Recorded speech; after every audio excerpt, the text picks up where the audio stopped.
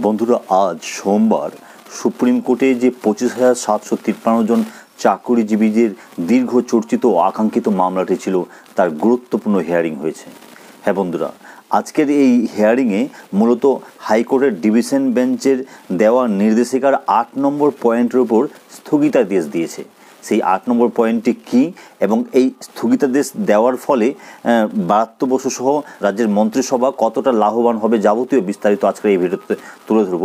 তবে রাজ্যের যে 25,753 জন চাকুরিজীবী যাদের রাতের ঘুম প্রায় এক কথায় বলতে গেলে হারিয়ে গেছে, তাদের সেরকম কোনো সুরাহা আজকের হিয়ারিংয়ে হয়নি। হ্যাঁ বন্ধুরা, আজকে মূলত রাজ্য সরকারের পক্ষ থেকে জোরালো আবেদন করা হয় যে বর্তমানে লোকসভা নির্বাচন চলছে, আর এই লোকসভা নির্বাচনে যদি রাজ্যের মন্ত্রিসভাকে জেলে পাঠানো হয়, অর্থাৎ হেফাজতে নেওয়া হয় সিবিআই বিভিন্ন জিজ্ঞাসাবাদের জন্য, তাহলে তাদের প্রচার সহ বিভিন্ন কাজকর্মে সমস্যা হবে। তাই তারা এই রায়টির উপরে স্থগিতাদেশ চেয়েছিলেন। প্রসঙ্গত উল্লেখ্য, আমি আমাদের চ্যানেলে ভিডিও করেছিলাম যে 25,753 জন চাকরিজীবীদের সঙ্গে সঙ্গে মহামান্য কলকাতা হাইকোর্টের ডিভিশন বেঞ্চ আরেকটি রায় দিয়েছিলেন যে সুপার নিউমেরিক্যাল পোস্ট কী জন্য ক্রিয়েট করা হয়েছিল এবং কারা এই পোস্টটা ক্রিয়েট করেছে এই নিয়ে তদন্তের নির্দেশ দেওয়া হয়েছিল সিবিআইকে, এবং এই তদন্তের স্বার্থে সিবিআই রাজ্যের মন্ত্রিসভার যে কোনো মন্ত্রীকে তাদের হেফাজতে নিয়ে জিজ্ঞাসাবাদ করতে পারে। আর এই নির্দেশের ফলে যে ব্রাত্য বসু যে কোনো সময় অ্যারেস্ট হতে পারেন, এই নিয়ে আমরা আমাদের চ্যানেলে ভিডিও করেছি। আপনারা যারা রেগুলার ভিউয়ার আমাদের চ্যানেলে দেখেন ভিডিও, তারা জানেন। আর সেই নির্দেশিকার উপরে কিন্তু আজকে অন্তর্বর্তীকালীন স্থগিতাদেশ দেওয়া হয়েছে।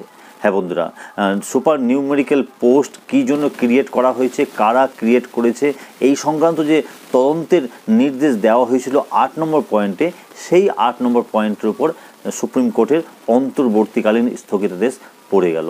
তবে 25,753 জন যে চাকুরিজীবী যাদের ইনিশিয়াল অ্যাপয়েন্টমেন্ট বাতিল করা হয়েছে কলকাতা হাইকোর্টের ডিভিশন বেঞ্চের পক্ষ থেকে, সেই রায়ে কিন্তু কোনো রকম অন্তর্বর্তীকালীন স্থগিতাদেশ আজ সুপ্রিম কোর্ট দেয়নি।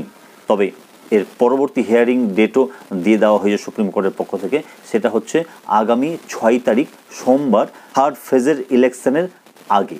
হ্যাঁ বন্ধুরা, 7 তারিখ থার্ড ফেজের ইলেকশন রয়েছে, তার আগের দিন কিন্তু এর নেক্সট হিয়ারিং হবে। মূলত এই যে 4টি এসএলপি আজকে হিয়ারিং হলো, কোন 4টি এসএলপি আমি আপনাদের গতকালকে ভিডিও করে দেখেছি, না দেখে থাকেন দেখে নেবেন।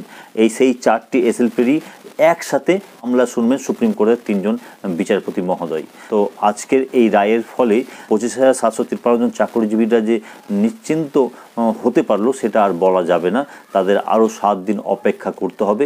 অন্যদিকে এই প্যানেলের দুর্নীতি হেতু যে সমস্ত যোগ্য প্রার্থীরা রাস্তায় বসে আন্দোলন করছেন, দীর্ঘদিন ধরে এসএলএসটির জন্য অপেক্ষা করছেন, তাদেরও আরও 7 দিন অপেক্ষা করতে হবে তাদের ন্যায় বিচারের জন্য। তো যাই হোক, এর পরবর্তী আপডেট আমি পেলে অবশ্যই এই চ্যানেলে তুলে ধরবো। যদি ভিডিওটিকে ভালো লাগে অবশ্যই একটি লাইক করুন ও বন্ধুদের মাঝে শেয়ার করে বন্ধুদেরকেও খবরটি জানিয়ে দিন। তাহলে আজকে ভিডিও এখানে শেষ করছি। ততক্ষণের জন্য সকলে ভালো থাকুন ও সুস্থ থাকুন। ধন্যবাদ।